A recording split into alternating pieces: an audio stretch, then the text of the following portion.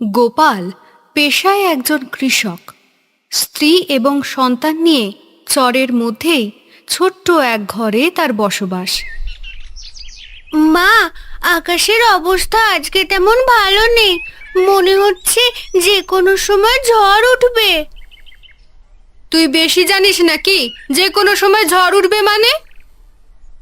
তুমি দেখতে পাচ্ছ না, আকাশের অবস্থা তো ভালো নয়।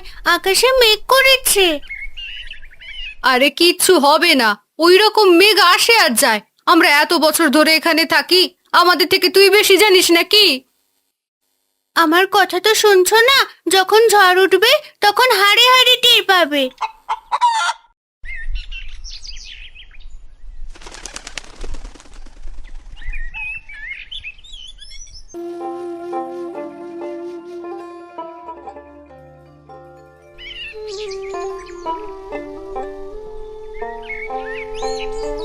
কি রে পূজা, তোকে সেই কখন বলেছি থালা বাসনগুলো ধুয়ে দিতে, আর তুই এখানে কি করছিস?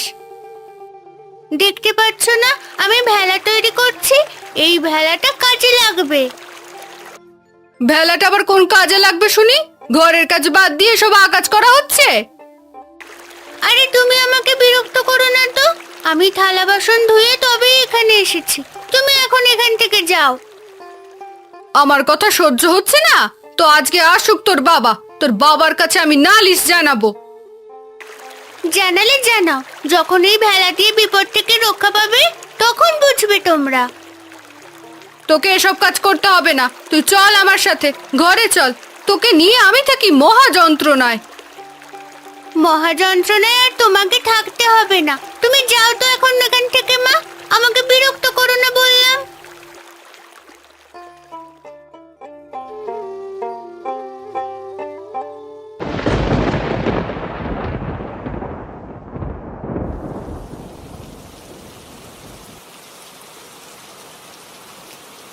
সেই রাতেই প্রচণ্ড ঝড় বৃষ্টি শুরু হয়।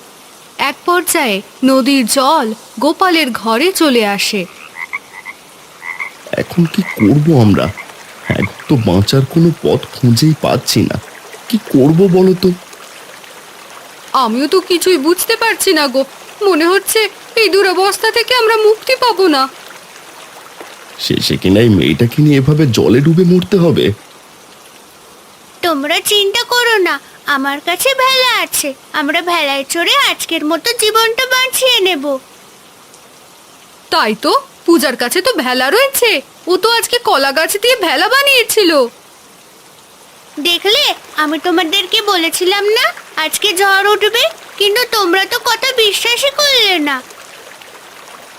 এখন আর এসব নিয়ে কথা না বাড়িয়ে তাড়াতাড়ি ভেলায় চড়ে এখান থেকে বের হই।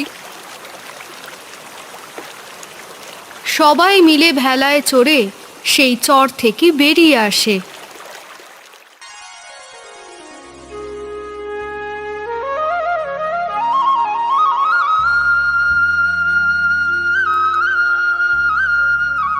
ভালোই ভালোই সকাল হয়ে গেল। এখন চল আমরা সবাই মিলে বাড়িতে চলে যাই। তুমি পাগল হয়ে গেছো নাকি বাবা? গত রাতে যেখানে জল উঠেছিল সেই জায়গা কি এখনো আস্ত আছে? কি বলছিস তুই? তাহলে আমাদের বাড়িঘর আর আগের মতো নেই? আগের মতো নেই মা, এখন আমাদেরকে নতুন ঘর তুলতে হবে। কিন্তু আমরা কোথায় যাব? আমাদেরকে তো সেই চরেই ফিরে যেতে হবে।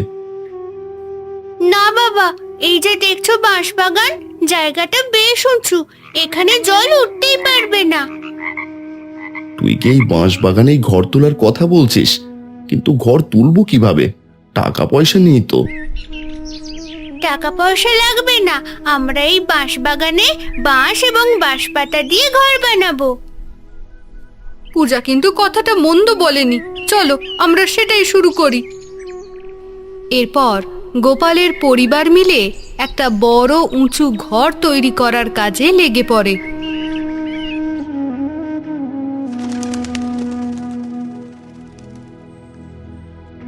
ঘরটা আমার একদম পছন্দ হলো না, কত উঁচুতে। তা ঠিক কথাই বলেছ, আমারও তেমন একটা পছন্দ হয়নি। ঘরটা ভেঙে নতুন করে তৈরি করব নাকি? সে কি, এই ঘর ভাঙতে যাবে কেন তোমরা? নিচু ঘর তৈরি করলে জলে ভেসে যাব আমরা। তাই বলে এমন একটা ঘরে আমাদেরকে থাকতে হবে? আমার তো ইচ্ছেই করছে না। দেখো মা, বিপদের দিনে এত ন্যাকামি করা ঠিক নয়। যেরকম ঘর জুটেছে সেই ঘরেই থাকতে হবে। আচ্ছা বাবা, ঠিক আছে, তোর কথাই মানলাম। তোর কথা একবার না শুনে যে বিপদে পড়েছিলাম, বাবা গো। চলো এখন বাকি কাজগুলো সেরে ফেলা যাক। সবাই মিলে ঘর গোছানোর কাজে লেগে পড়ে।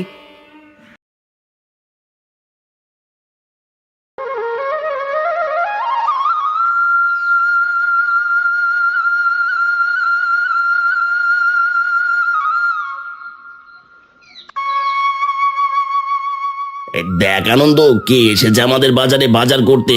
আমাদের প্রতিবেশী গোপাল দাদা। দেখতেই তো পাচ্ছি, এখন আমাদের প্রতিবেশী হয়ে গেছে রে। তোমাদের প্রতিবেশী হয়েছি এটা তো আরো ভালো কথা।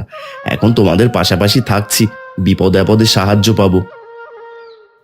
আর সাহায্য?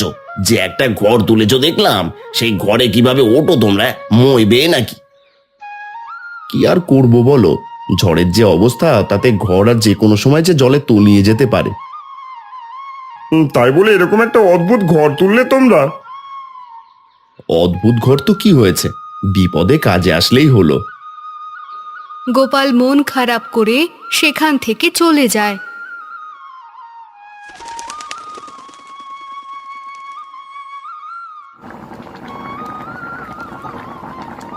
কি হলো, তোমার শরীরটা আবার খারাপ করলো নাকি? এভাবে বসে পড়লে যে? না গো, শরীর ঠিক আছে। সেটা না হয় বুঝলাম, কিন্তু তোমার চোখ মুখ দেখে তো ভালো লাগছে না। কি হয়েছে আমাকে বলো। এমন একটা ঘর তুলেছি, মানুষের হাসি ঠাট্টার কারণ হতে হয় এখন আমাকে। নিশ্চয়ই তোমাকে গ্রামের লোকেরা কটু কথা বলেছে, তোমাকে নিয়ে হাসি ঠাট্টা করেছে, তাই না? হ্যাঁ রে মা, আমি বলি কি এই ঘরটা ভেঙে একটা ভালো ঘর তুলি আমরা। চুপ করে তো বাবা, লোকে তো কত কথাই বলবে। সেসব কান নিলে আমাদের উল্টে বিপদে পড়তে হবে। পূজা ঠিক কথাই বলেছে। এখন তো আমরা এই ঘরে থেকে অভ্যস্ত হয়ে যাচ্ছি। ঝড় বন্যা শেষ হলে না হয় ভালো ঘর তুলবো।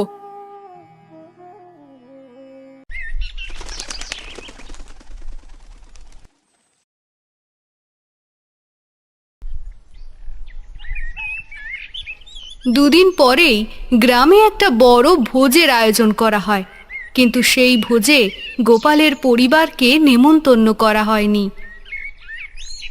ওগো, মেয়েটা বারবার গ্রামের দিকে তাকিয়ে আছে। গ্রামে বড় ভোজ হচ্ছে বুঝি? হ্যাঁ গিন্নি, কিন্তু ওরা আমাদেরকে নেমন্তন্ন করেনি। নেমন্তন্ন করবে কেন গো? আমরা তো আর এই গ্রামের মানুষ না। আমরা এই গ্রামে এসে জুড়ে বসেছি। তাও একটা নেমন্তন্ন পাওয়ার সুযোগ ছিল, কিন্তু আমাদের এই অদ্ভুত ঘরের জন্যই তো।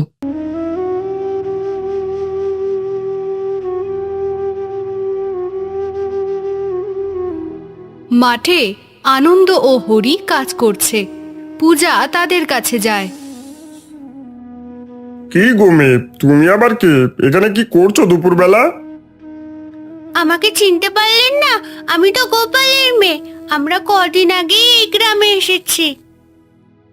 ও, তাহলে তুমি সেই অদ্ভুত ঘরের মেয়ে, তাই না? ঘর অনেক রকমেরই হতে পারে, তাই বলে আপনারা ঘরকে অদ্ভুত বলবেন? মেয়েটা তো দেখছি চটে গেছে। যাই হোক, এখন বলো তুমি এখানে কেন এসেছো?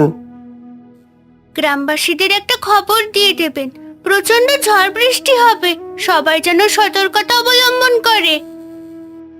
তুমি কি পাগল হয়ে গেছো? দেখছো না রোদের কত তেজ? রোদের তাপে শরীর পুড়ে যাচ্ছে, আর এই মেয়ে বলে কিনা ঝড় বৃষ্টি হবে। আমার কথা শুনুন আপনারা, শুধু গ্রামবাসীদের এইটুকু বলে দেবেন, না হলে সবাই জলের তলায় চলে যাবে। এই যাও তো, যাও এখান থেকে, মাথা খারাপ করো না। এমনিতেই গরমে মাথা গরম হয়ে আছে।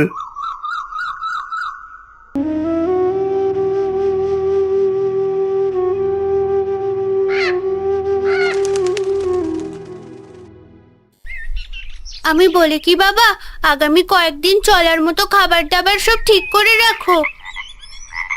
কেন রে, আবার কি হয়েছে? কিছু হয়নি, কিন্তু হবে। এবার আগের থেকেও বড় একটা ঝড় বৃষ্টি আসার সম্ভাবনা আছে। এই মেয়েটার মাথা আবার খারাপ হয়ে গেছে। দেখো, তোমরা আমার কথা বিশ্বাস করো, এর আগের বার কিন্তু বিশ্বাস করোনি। মেয়েটা তো তাহলে ঠিক কথাই বলেছে, কিন্তু গ্রামবাসীদের কি হবে তাহলে? আমি যা যা করতে বলবো তোমরা শুধু তাই করো। আশা করি সবার প্রাণ বেঁচে যাবে।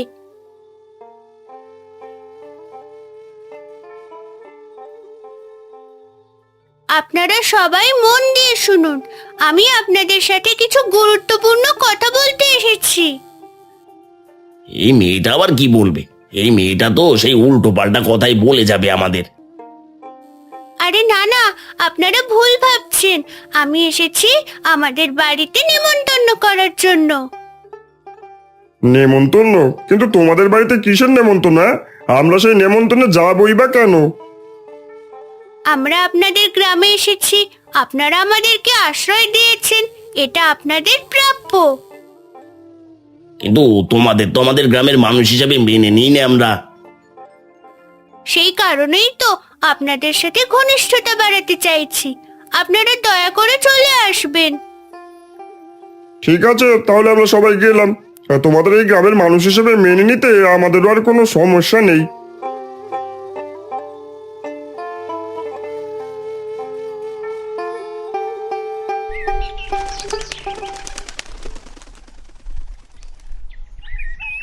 সবাই ঘরে। হঠাৎ ঝড় বৃষ্টি শুরু হয়।